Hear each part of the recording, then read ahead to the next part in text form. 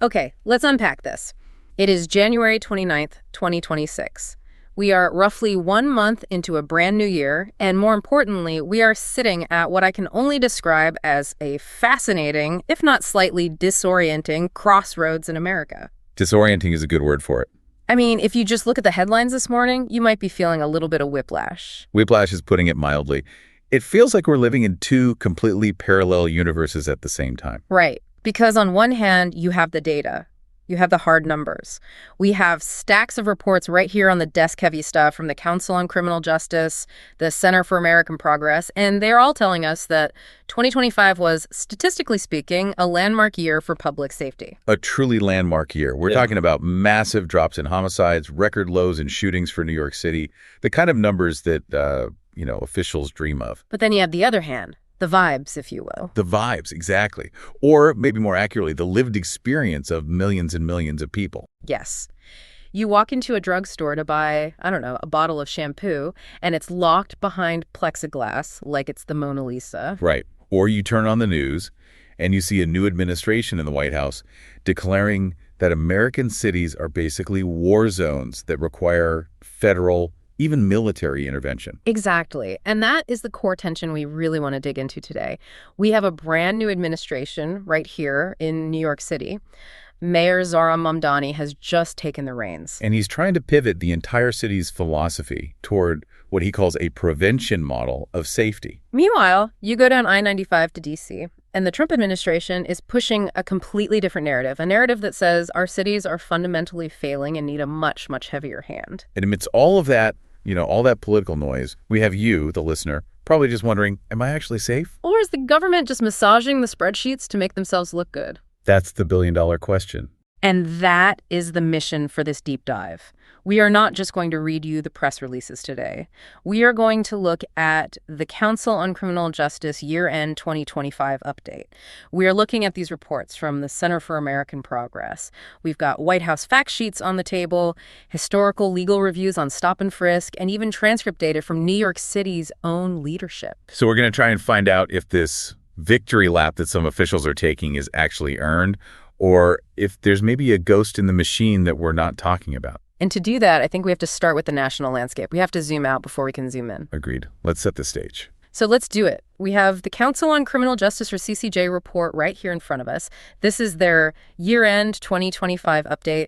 What is the big top-line number? The headline is, frankly, startlingly positive.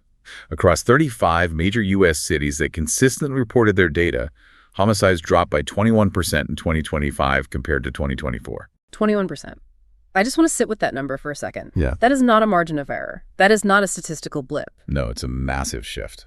A sea change, really. So what does that mean in, human terms? Well, the report estimates that in just those 35 cities, that 21% drop represents roughly 922 fewer lives lost. Wow. That's nearly 1,000 families who didn't get that horrible phone call last year. 1,000 empty chairs at dinner tables that are, actually occupied. And it's not just murder, right? The decline is broader than that. Oh, absolutely. Yeah. The data shows broad reductions pretty much across the board for violent crime. Aggravated assaults are down 9%. Gun assaults specifically, which is a really important metric, are down 22%. And here's the one that really stuck out to me because it was such a terrifying and, frankly, very visible trend during the pandemic. Carjackings. Oh, yeah. I feel like for 2 years, every time I opened social media, I was watching a new Ring camera video of someone getting pulled out of their car in their own driveway. It was a very visceral fear, and it felt like it could happen to anyone, anywhere. But carjackings, which spiked so aggressively during the COVID years, were down a staggering 43% in 2025, according to this data. 43%. So, okay, if I'm just looking at this page, if I'm just reading these bullet points, I'm thinking, great. Problem solved, mission accomplished, we're back to normal. But I know you. I can see you highlighting things in yellow over there. Where's the fine print? Well, skepticism is always healthy. I'd say it's necessary when you're dealing with crime stats. And the however here is really about data integrity and representation. What do you mean? First, this study covers 40 cities in total for various metrics. They range from massive metropolises like New York and L.A.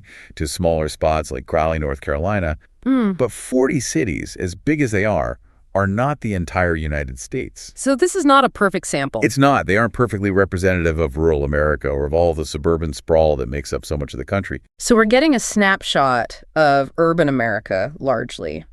We are kind of missing the picture in the cornfields, the mountain towns, the quiet cul-de-sacs. Precisely. And even within that urban snapshot, the reporting isn't always consistent from city to city. Okay, give me an example. So you mentioned that huge 43% drop in carjackings, which is, again, great news. But if you look at the footnote, that data point only came from 9 cities. Only 9? Only 9 cities that specifically track carjacking as its own separate category of crime. So if a city just lumps carjacking in with robbery or auto theft, it doesn't even show up in that specific 43% drop. Exactly. It's an apples and oranges problem. If Chicago tracks it one way and Houston tracks it another, the national aggregate gets messy. It's hard to get a clean read. So there are some caveats. A few important ones. And there's another layer here. The report itself notes that the national homicide rate for 2025 is an estimate. An estimate. How do they get to that? It's a solid methodology. They calculated it by applying that 20% decline they observed in their sample cities to the known 2024 national rate.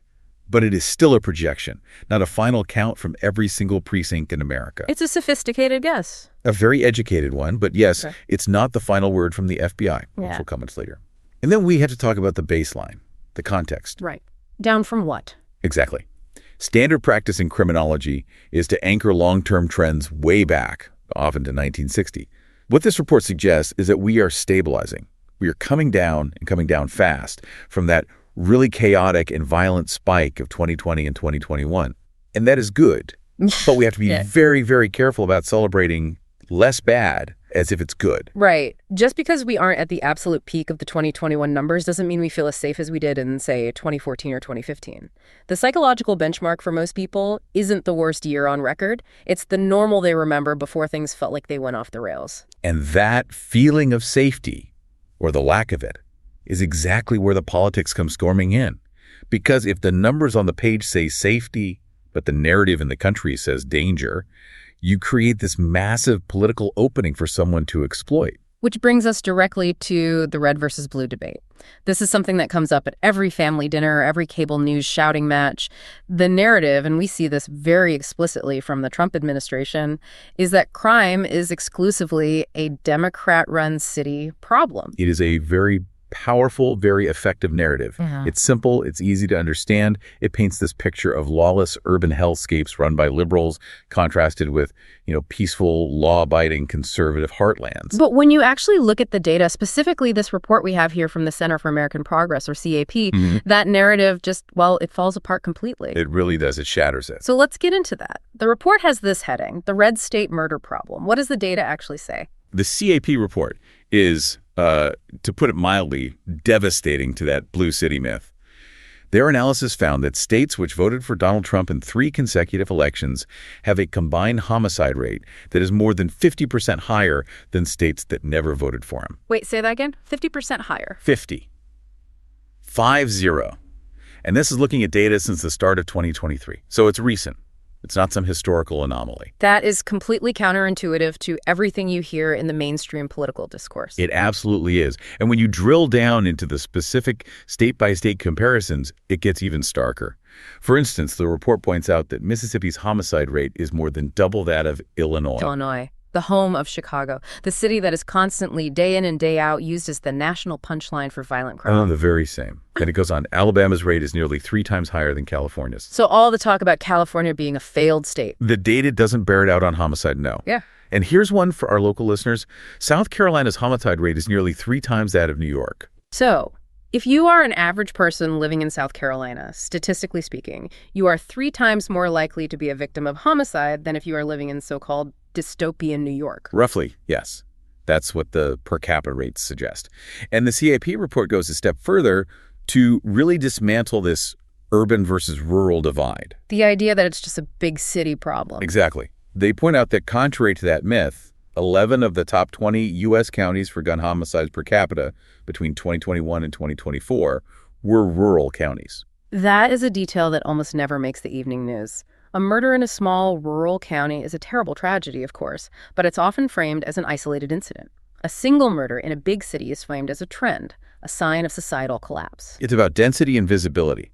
But the data here suggests that the combination of, well, high gun ownership rates and weaker gun laws in many of those red states is driving a sort of quiet crisis that goes largely ignored by the national media. Yet, despite this data, the White House stance remains incredibly firm. We have these fact sheets from the Trump administration right here, and they're calling for direct federal intervention. They're talking about sending the National Guard into places like Chicago and Washington, D.C. Yes, the so-called Midway Blitz approach. Yeah. The argument is that local Democrat governance has failed so spectacularly that the feds have no choice but to step in and restore order. But again, if we look at the analysis from the crime data expert Jeff Asher, which is cited in these sources, there is very little evidence that these kinds of interventions actually change the trend lines. That's a crucial point. How so? What did Asher find? Well, he did a deep dive on the D.C. crime trends, and he found that crime was already falling before the federal intervention was even announced. So the curve was already bending downward? It was already bending. The trend line didn't change its trajectory because the National Guard showed up. It was already on that path. It's like, jumping in front of a parade that's already moving down the street and claiming that you're leading it. And the CAP report makes another point here, calling out the hypocrisy of the whole thing. It does. It points out that many of the red states that are offering to send their troops to D.C. to clean it up actually have murder rates back home that are double that of the blue states they're criticizing. So while the administration's talking a big game about law and order, the CAP report highlights this paradox when it comes to funding. This is one of the most critical points in this whole debate. The Trump administration's latest budget proposal includes a cut of $2.5 billion from the Department of Justice. $2.5 billion. And that includes what? It includes cuts to the FBI, to the ATF, the Bureau of Alcohol, Tobacco, Firearms, and Explosives, and importantly, cuts to local grants that help police departments hire and train officers. So wait, the plan is to send in the troops, but at the same time, cut the budget for the actual detectives and federal agents who investigate and solve complex crimes. That is the fundamental contradiction. The CAP report argues pretty forcefully that these cuts undermine the very tools that work. They specifically call out things like Project Safe Neighborhoods and the National Integrated Ballistic Information Network, or NIBIN. Can you just explain NIBIN for a second? It sounds like some kind of tech jargon. It's vital tech. Think of it like a national fingerprint database, but for guns. Every time a gun is fired, the shell casing that gets ejected has unique markings on it, like a fingerprint. NIBIN is a network that allows police to upload images of these casings. So they can match them across jurisdictions. Exactly. A shell casing found at a crime scene in Baltimore can be instantly matched to a shooting that happened in Richmond 2 days prior. It allows local police to track serial shooters and connect dots across state lines that they otherwise just couldn't. It's how you dismantle major gun trafficking rings. So it's the connective tissue for modern gun crime investigations. It is the absolute backbone of it. And the CIP report argues that these proposed budget cuts threaten to sever that connective tissue. You simply can't claim to be tough on crime while you are actively defunding the intelligence tools that actually help you catch the most violent criminals. It's like demanding a house be built faster while taking away the carpenter's hammers and saws. That's a perfect analogy. And this, of course, brings us to the epicenter of this whole debate, the city that is constantly in the crosshairs of this rhetoric, the city that has just undergone a massive leadership change, and the city that, by the numbers, is telling a very, very different story. Let's do the deep dive into New York City. Because if the national numbers are good, the New York numbers are, well, they're historically good. We have transcripts here from a press conference on January 6, 2026. This was a joint event with the outgoing Adams administration officials and some of the new leadership. And they are making a bold claim. They are saying 2025 was the safest year ever for gun violence. And, it's not just spin. They have the stats to back that claim up. In 2025, the city of New York recorded 688 shooting incidents. 688. Just let that sink in. In a city of 8.5 million people. It is the lowest number in recorded history since they started keeping reliable stats. To put that into perspective for you, Chicago had roughly 1,400 shootings in the same period. With 1/3 of the population. 1/3 the population, but more than double the shootings. Philadelphia had over 825 shootings. So New York City, which is 5 times bigger than Philadelphia, had significantly fewer shootings. Correct. Homicides were also way down, 305 total for the year. It's a 20.2% drop from the previous year. And what does that look like as a rate? Because rates are what really matter for comparison. The homicide rate in New York City now sits at roughly 1.6 per 100,000 residents. 1.6. To give you a benchmark, St. Louis is at 22 per 100,000. So New York City is not even in the same universe as St. Louis. Not even the same galaxy. And even that safe small city we mentioned from the CCJ report, Cary, North Carolina, their rate is 0.5. So New York City is statistically far, far closer to being a quiet suburb than it is to being a city like St. Louis or Baltimore. Okay, so the war zone narrative is objectively, demonstrably false when it comes to shootings and homicides. But, and this is a very big but, if I talk to my friends who live in the city, if I scroll through social media, people do not feel like they are living in the safest year ever. So why? What is that disconnect? This is where we have to get into what we're calling the skepticism points in our outline. Because safety is psychological as much as it is statistical. And while the most serious violent crime is way down, New York is absolutely not back to 2019 standards in other areas, the areas that really affect your daily quality of life. And at the top of that list, I'm guessing, is property crime. Specifically, auto theft. The headline number for 2025 looks good. Auto theft was down 5%. Which is a move in the right direction. It is.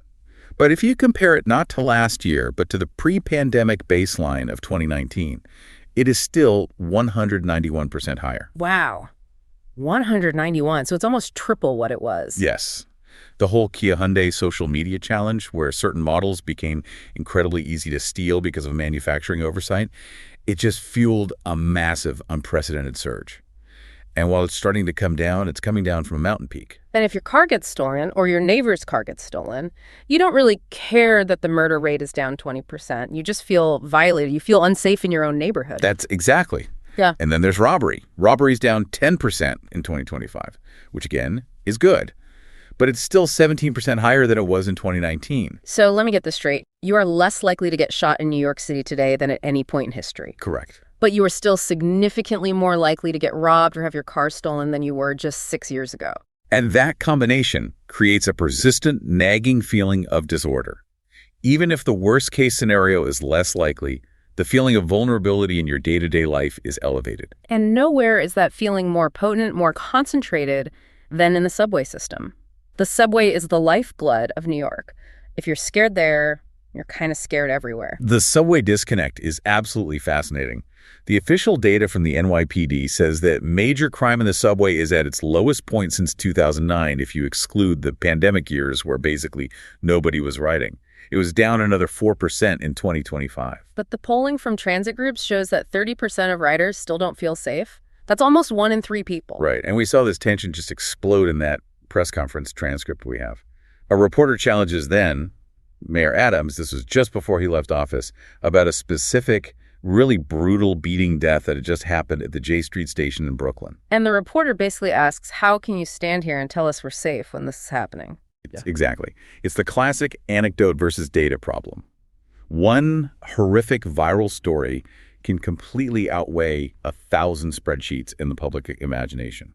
And the skepticism from the media goes even deeper than that. There is another exchange that really stood out. The hiding bodies question. Yes. A reporter straight up asks the police commissioner, Commissioner Tisch, if the NYPD is manipulating the shooting data.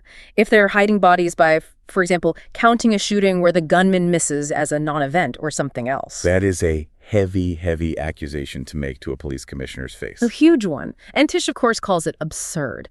But the fact that the question was even asked in a formal press conference reveals the deep, deep skepticism that the media, and by extension the public, has about these rosy numbers. People are having a really hard time reconciling what they see with their own eyes. Maybe it's a homeless person in the midst of a severe mental health crisis on the train, or a viral video of a random assault with the official government line that this is the safest year ever. It seems like the very definition of safety has split into two. The police and the government define it as, you didn't die. You weren't a victim of a major felony. While the public increasingly defines it as, I didn't feel threatened. My commute wasn't filled with anxiety. I didn't have to walk past 3 people screaming at the sky on my way to work. That is the crucial distinction. And that disconnect leads us directly into the debate over how we achieve safety. the debate over policing itself, because New York has gone through some really radical shifts in strategy over the last 20 years. It's been a laboratory for American policing. Let's talk about that. We have this really interesting historical context from the Wake Forest Law Review that looks back at the broken windows and stop and frisk era. For a very long time, the dominant narrative was that you needed that kind of aggressive, confrontational policing to get safety. That was absolutely the doctrine of the Bloomberg and Ray Kelly era. They relied heavily, almost entirely, on stop and frisk. The idea was proactive policing in the extreme. Stop anyone who looks suspicious, check them for weapons, and you'll get the guns off the street. But the data in this law review, when you look back at it, paints a picture of just massive inefficiency and discrimination. Inefficiency is an understatement, and unconstitutionality, as the courts later found. Between 2004 and 2012, the NYPD conducted 4.4 million stops. 4.4 million? And 80% of the people stopped were Black or Latino. And here's the kicker, the number that really undermines the whole strategy. Weapons were found in only 1.5% of those frisks. 1.5%. So 98.5% of the time, they were stopping someone, frisking them, often humiliating them on a public street, and finding absolutely nothing. Essentially, yes. And 89% of all those stops resulted in no conviction, no summons, not even a ticket. It was a massive dragnet that did very little to actually find weapons, but did an enormous amount to alienate entire communities from the police. But the defenders of that policy, people like Rudy Giuliani, they argued it was the necessary price to pay to stop murders. But the timeline of events just disputes that claim.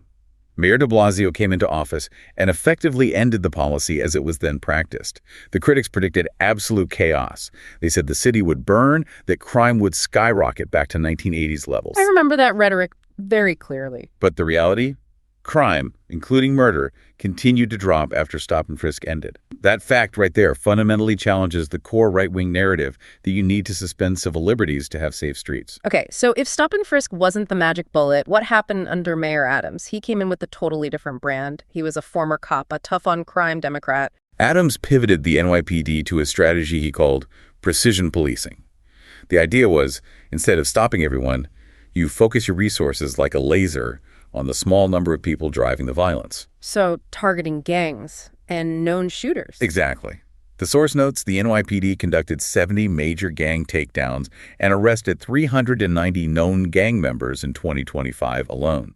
They credit this targeted approach with the historic drop in gun violence. But there was a cost to that strategy too, right? It wasn't without its own problems. The cost was both fiscal and social. The strategy relied heavily on police omnipresence, especially in the subways, just flooding the system with cops. Cops on every corner, cops on every train platform. That sounds expensive. It means massive, massive overtime bills for the city. And it leads to officer burnout and, some would argue, over-policing of minor infractions. You can't run a city on a permanent emergency footing. It's just not sustainable.